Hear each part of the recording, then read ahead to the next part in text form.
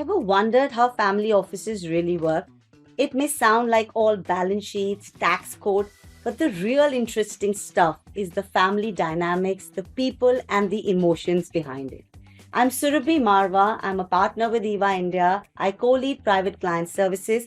And today's podcast is all about the real interesting stuff about family offices. Just think about it. In India, family businesses have always been a part of our DNA. What's new, really, is the way wealth is being managed and how and who manage the wealth. From just 45 family offices in 2018 to more than 300 today, we've seen a huge shift.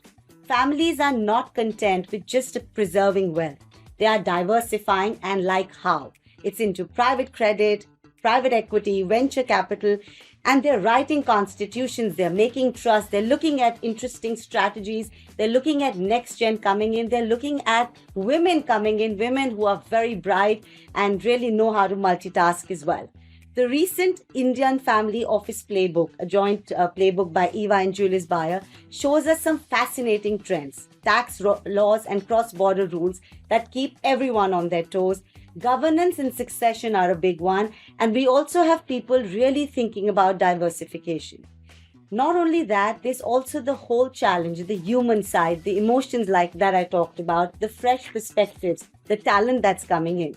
And today's podcast is all about discussing some of these aspects, the tax codes, of course, but also about the various ways of investing and the brilliant part of the family diverse dynamics and the people and talent that are coming in.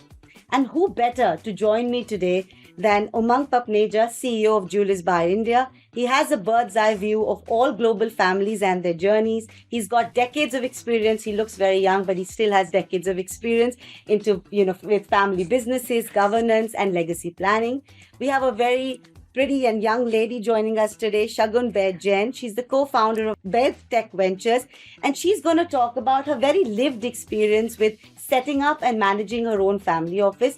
Don't go by her young look. She's a warehouse of talent. She's got a lot of experience, and she's going to be talking about two important aspects. One, navigating her own family office, and two, how being a woman, she has really come in, she has proven herself, she has used her education, she has used trust and her own credibility to really make a difference for herself. And she's going to inspire a lot of young women who are watching this podcast how to do this better and how to be, independent financially as well. So Shagun and Umang, thank you for joining us. So Shagun, ladies first, of course. When you were setting up, and you talked about day zero, and I'd like to hear from you, when you were setting up or taking up the role of the family office in charge, what was the most most challenging emotional and practical challenge or fear that you sort of had? So it's important to recognize how hard your parents have worked to create the wealth and how you are the custodian of wealth for the next generation. Challenges like that were the hardest to tackle, but I had 6 months of headway. It was preparation and anticipation and keeping your head down, working hard, recognizing that there are things that you don't know. It's okay to ask questions and be a perpetual student. Find people you can trust. You have to be okay to say no to opportunities. You do not have to do anything just because of FOMO. Do things only when you understand them. And I cannot emphasize this enough, but have a team of people that you can trust whilst working and building your own skill set to stay ahead of the curve. And did you sort of put your hand up for the role, or did your parents say one day, okay, Shagun, we think you're ready? I think my parents were just like, here, go do this. They threw me into the deep end and they said, you have these many months and learn. They saw the rigor that I had put in. They, of course, knew how hard I had worked at our software enterprise. My education, all of that had led to this moment. And it's been the most wonderful and challenging role I've taken so far. And you told me you interned at EY and you interned at some of the other big four and then worked at McKinsey and you've got a great MBA. So I think the moot point is that you trained for it as well. Absolutely. And then that gave your parents. Absolutely. There's no substitute for hard work. Yeah. You have to do every single thing. When I started working at my software enterprise, I started from the very basic functions. I've done cold calling, cold emailing. I've followed people into meetings. And thereon, when I built on that credibility and performance, that's when I got more opportunities. So you earned it. I earned it. Absolutely. Umang, a question for you. When we did our playbook, when we were talking and we were interviewing clients, we unanimously got the answer that families are diversifying into new assets, private credit, venture capital. But it's still with a lot of caution. It's not like they're going gung-ho and saying 15, 20, 30% of my allocation. So while something is driving the change, my question to you is what's driving the hesitation and what will it take for that sea change to happen where they say, okay, this is part of it and I'm going to take the risk? Sure. So let me first delve into history and just go back a few years and then talk about how investment habits and climate have changed. Traditionally, India has been much into real estate and fixed income. Of course, there's always been gold and equities as well, but to a larger proportion, I would say that traditionally Indians have invested more real estate. Still, out of I think around $15 trillion of our savings as a country, around 50% of that is real estate. Absolutely. So now, when the AIF regulations came in, now they came in somewhere around 2012, if my memory serves right. That's great. And since then, newer ideas, newer asset classes, whether it's private credit, venture capital, private equity, all of that has started to come in. Commitments of around 100 billion so far, in addition to 100 billion commitments, so it's not fully drawn down yet, have been done. So, which I would say is a great start for the first decade of this regulation change. But 100 billion on a 15 trillion, I don't think we've really reached anywhere. I mean, it's baby steps. Yeah, it depends on how you see it. But now let's see what's happening now. So, of course, now we've finished like more than a decade of this regime. You're getting track records of the first few funds which came out. Whoever had invested baby steps, as you said, have seen results. Some of them might not have seen good results, but some of them would have seen much better results than what they anticipated. They've learned a lot.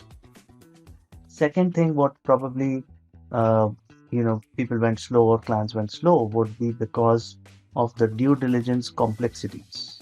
So, for instance, if you're getting into a venture capital company, so you want to get into a better due diligence position on the promoter, for example, or if you're doing late stage private equity, you want to get into a different type of due diligence. So I think the industry or even the investors were not ready for this.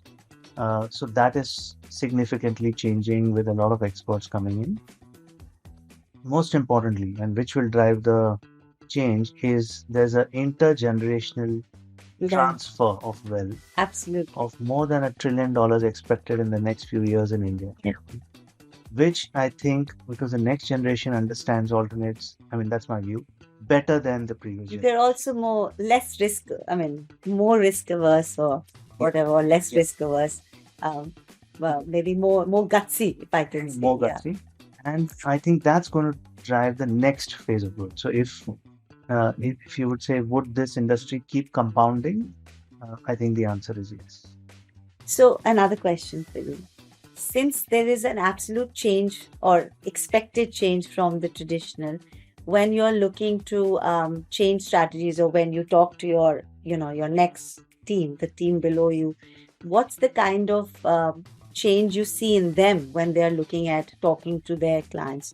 I think just like the clients, the people who started in this industry in the late 90s also do not have an idea. So it was very much important that we had a lot of training and we had a lot of workshops and also give them the exposure which is required. So that I think the industry's done quite well. It's not only Julius Baer, but I think everybody would have done that. I think the newer flock in the industry, I think, understand that quite better. And also we're seeing track records coming out. and also the emergence of new asset classes within the alternate space. So, for instance, traditionally we look at, say, private credit, venture capital, but also the emergence of real assets. Yeah, So, for right. instance, infrastructure assets or warehousing or real estate, commercial, Hmm. all of that is coming in, and a better understanding is emerging both from the client side as well as our industry of advisors. So I think a lot of work has gone there. There are certifications, there are courses. I think I don't think I would say that the industry is not prepared anymore. I think people do understand this much better than what probably could have been a decade ago. And the trigger is one, the gutsy next gen, and also the fact that they're not content anymore. When I talk to a lot of my clients, core manufacturing clients also, that the favorite topic and yesterday's favorite topic was diversification, diversification, and diversification. So I think whether it's in product or whether it's in wealth, I think that has become the new mantra, which is very good for all of us. Shagun, I'm coming back to you and family dynamics. You told me, and Shagun, Umang, this was before you came in. She said, I really enjoyed working with JV because they were the first set of people who didn't tell me, you ask your dad. They said, you know the answers. So, and I said, that's really great. And that's where we want to come to in the journey with many young women like yourselves. But, whatever one may say, family dynamics can be super tricky.